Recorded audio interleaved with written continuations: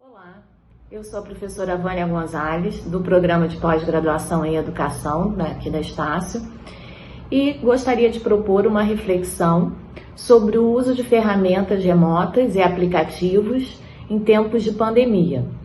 Essa temática, ela ficou em evidência a partir de um relato que eu vi de uma professora do município do Rio de Janeiro, no Facebook, e me chamou muita atenção. Era um relato de desabafo, a professora mostrando as suas dificuldades, dizendo que ela não tinha sido preparada para o ensino remoto e falando da precariedade das ferramentas que estão sendo disponibilizadas.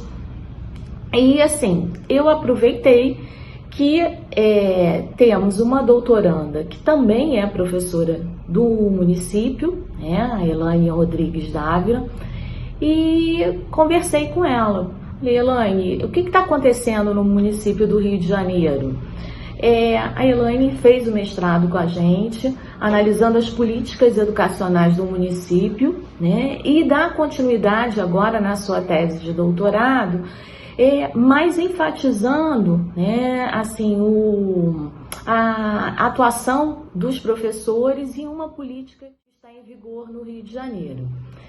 Frente a isso, eu convidei a Elaine para ela relatar essa experiência, vamos dizer, para que a gente saiba de uma profissional que está atuando no município do Rio de Janeiro sobre as suas dificuldades em lidar com o ensino remoto. Ela vai explicar que apesar desse ensino remoto não ser obrigatório, faz parte do que alguns colegas já estão denominando, da política do faz quem quer, mas assim, alguns professores aderiram e estão tendo muitas dificuldades com o uso dessas ferramentas e aplicativos.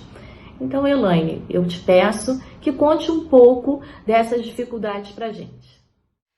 Boa tarde, professora Vânia, boa tarde a todos e todas que estão assistindo o vídeo. Quero primeiramente agradecer à Universidade Estácio de Sá pela oportunidade de poder participar desse momento de debate sobre educação em tempos de pandemia e de poder contar um pouco da minha experiência como docente na educação básica, no ensino fundamental de uma escola pública, com o uso nesse momento de isolamento social. Eu sou professora da rede, como a professora bem colocou, há 25 anos, leciono História. E apesar de ser uma professora que gosta de tecnologias e de trazer informações mais atuais a partir dessas tecnologias para as minhas dinâmicas de aula, eu não era uma professora até a pandemia que usasse as tecnologias diretamente no meu trabalho em sala de aula. Então, como é que começa essa minha experiência? O dia 13 de março de 2020 foi o meu último contato direto com esses meus alunos, numa perspectiva do que eu os veria em 2 ou 3 semanas no máximo novamente. Nesse momento, a Secretaria Municipal de Educação, a SME, ela faz o incentivo para que professores fizessem um curso disponibilizado numa plataforma IAD de ferramentas remotas para que a gente aprendesse a utilizar o Microsoft Teams e o Google Classroom. Esse curso, ele ainda é ofertado pela Escola de Formação Paulo Freire, que é uma escola de formação de professores da Prefeitura, encarregada em divulgar cursos, acolher os professores que chegam. E esse curso é disponibilizado por essa escola, que foi criada na administração do ex-prefeito Eduardo Paes. Para ter acesso a esse curso, havia uma necessidade, e ainda há, de você utilizar um e-mail corporativo que a gente chama de Reeduca, um e-mail que todo professor que entra na rede, ele recebe.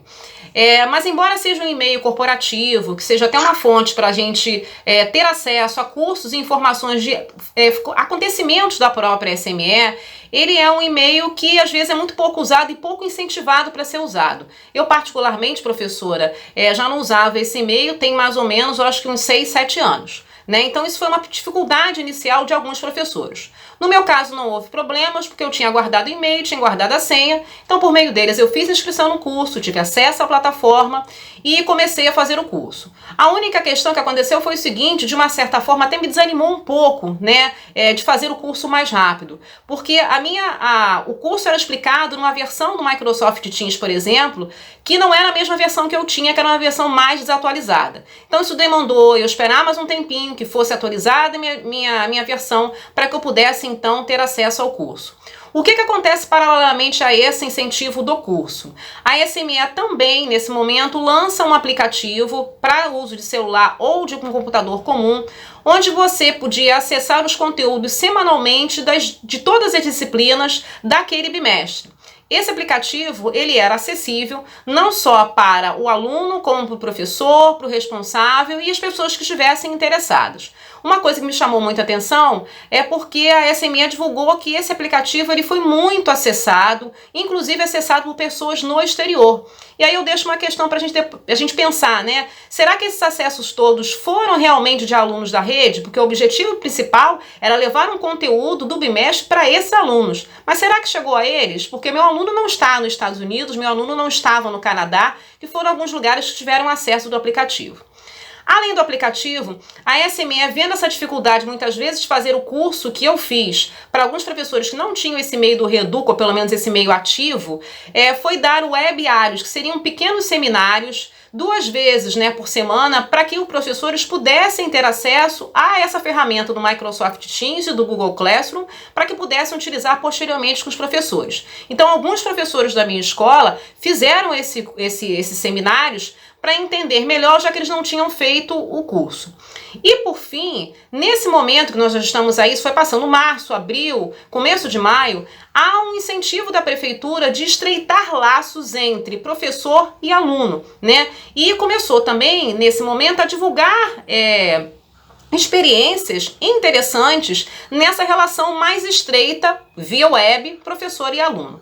Nesse momento, então, o que a minha direção faz? Ela convoca uma reunião a partir de uma ideia de uma gestão democrática, feita online, uma videoconferência, reunindo todos os professores da escola para a gente decidir qual seria o caminho da minha unidade escolar para estreitar essas relações professor e aluno. E aí, nas conversas com todos os professores, a gente chegou num acordo que a gente utilizaria como ponto principal para esse contato uma rede social, porque é mais fácil o aluno, por questão de dados, de limitação de dados mensal em alguns planos de internet, algumas redes sociais têm acesso ilimitado. Então a gente prefere ficar, né, tendo como foco principal uma rede social, mas também não deixando de usar a ferramenta do Microsoft Teams, que pelo que parece é a ferramenta oficial da SME, até porque a gente pode utilizar os aplicativos da Microsoft, como Word, Excel, PowerPoint, que são ligados também ao Teams. Então a gente faz essa opção de fazer então por uma rede social. Um dos professores se prontifica a criar, né, os grupos de cada uma das turmas e a gente estabeleceu que a cada dia da semana a gente colocaria para um conteúdo. Então o meu conteúdo que vai ser colocado na web é na quinta-feira junto com as aulas de inglês. Então os professores planejariam as suas aulas, colocariam na rede social para esse aluno e nesse dia designado para a sua disciplina colocariam as matérias e também teriam um bate-papo com os alunos, conversar com eles e tirar também dúvidas. E repito, podendo utilizar, né, também a plataforma do Microsoft Teams. É bom reforçar o que a senhora colocou, que isso não era uma obrigatoriedade da SME, ok? Né, uma opção da escola, né, da unidade escolar, de escolher o melhor caminho. E aí, como é que faz a professora Elaine, né? Como é que a professora Elaine consegue estabelecer esses conteúdos, né, via web, visto, como eu falei no início da minha fala, que eu não era acostumada a usar essas tecnologias remotas diretamente no meu trabalho. Professora, confesso, né, fiquei nervosa, fiz o material, falei, não, isso vai dar certo, boto o link, e aí eu acho que eu tô num momento meio de acertos, né, de tentativa e erro, né, a gente vai lá, coloca uma semana, eu tô vendo que tá dando certo, não deu certo dessa forma, eu vou tentar fazer de outra, estou tendo uma boa resposta dos alunos que estão, mas aí é que tá o ponto, eu não chego a todos. Né? A gente percebe que no grupo, em turmas onde você sabe que tem um acesso maior à rede, que você tem um número de alunos de 40, numa turma de 40, eu tenho 25. Então, eu mesmo com a rede social, a gente não consegue chegar a todos. O que me faz pensar, por exemplo, de uma nova estratégia de repente pedir para aquele que tem acesso, passar o material para aquele que não tem, impresso, mostrando o caderno. Enfim, professora, a gente está num momento em que a gente está tentando ver qual o melhor caminho, né? O que a gente vai acertar. E eu sou muito de fala, acho que é perceptível isso no vídeo, né? De eu mexer. Como é que eu chego a esse aluno se eu não tenho esse visual mais próximo a ele? Mas eu repito, acho que a grande questão é saber que a gente acaba no final não chegando a todos, né? Mesmo com essa estratégia que nós vamos usar. E aí, professora, para fechar essas minhas considerações, eu vou para 2 observações. Eu acho que a gente pensar no uso de tecnologias remotas, a gente precisa pensar que eu tenho, de um lado, o professor, que tem todo um aparelhamento para isso, e do lado discente eu tenho a mesma questão. Ou seja, eu tenho que ter na minha casa um computador, um bom aplicativo, uma boa câmera, eu tenho que ter uma impressora, e isso também tem que ser por parte do meu aluno. Mas se nós pensarmos que a gente tem uma rede como a rede pública municipal do Rio de Janeiro, que é a maior da América Latina, né, com 11 coordenadorias regionais e com diferenças entre essas coordenadorias, é fácil de a gente perceber que a gente vai ter um grupo que não vai estar enquadrado nessa ideia. Ou seja, eu vou ter alunos que não vão ter a tecnologia para ter um bom acesso, até porque muitos deles só têm acesso à internet via celular, e eu vou ter um grupo também de professores que vai ter uma dificuldade de ter esse material correto para fazer boas aulas, aulas atrativas, que realmente atraiam a atenção do aluno. E um segundo ponto, para fechar, é que eu acho que eu sinto a falta de a gente ter no município uma política pública de governo, né? Melhor dizendo, uma política pública de Estado, que contemple, né, uma formação continuada docente. O que seria uma política de Estado? É aquela que perpassa a administração. Então, que a gente tivesse um projeto ou um programa que contemplasse realmente uma formação sólida docente. Até porque o Plano Nacional de Educação, lá na sua meta 15, propõe essa questão, né, de você ter uma formação continuada para o professor de educação básica. Porque, professora, não é só saber utilizar, por exemplo, o Microsoft Teams. Eu tenho que saber o que conteúdo eu coloco ali, né? De repente, se um curso de formação da minha parte de história, com dinâmicas que eu possa adaptar para a questão digital. Então, assim, não é só o uso da ferramenta, é todo o entorno que envolve uma formação voltada para essa questão tecnológica. E aí a gente não, temos a Escola de Formação Paulo Freire. Sim, temos a escola, mas às vezes os cursos são muito esparsos. Muitos professores não sabiam da existência dessa plataforma IAD que a gente está utilizando no momento, de cursos que são disponibilizados ali, porque está faltando você ter essa política mais fechada, um projeto, um programa que realmente contemple a formação continuada.